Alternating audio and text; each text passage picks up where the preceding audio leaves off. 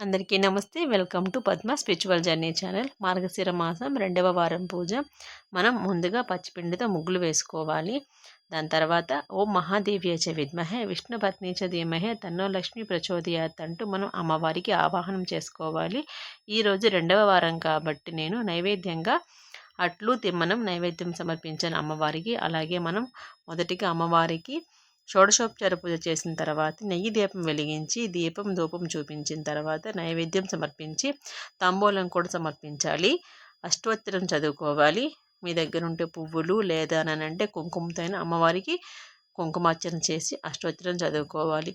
మార్గశిర లక్ష్మీవారపు నోము కథ అని ఉంటుంది, అది కూడా చదువుకోవాలి. అప్పుడు చదువుకునేటప్పుడు కొన్ని నక్షత్రం మన తలపైన వేసుకోవాలి. అమ్మవారికి మనం పూజ చేసుకున్న రోజు ఖచ్చితంగా పాటించవలసిన నియమాలు ఏంటంటే తలకి నూనె రాసుకోకూడదు, తల దువ్వుకోకూడదు, చిక్కులు తీసుకోకూడదు, భోజనం ఏం చేయకూడదు. అంటే పూజ అయ్యేంత వరకు మాత్రమే మనం ఏమీ తినకుండా ఉండాలి. ఎటువంటి ఆహారం కూడా తీసుకోకూడదు. ఈ మార్గశిర లక్ష్మీవార నోము కథలో మనకి ఖచ్చితంగా ఉండే నియమాలు ఇవన్నమాట. Thank you for watching. Subscribe to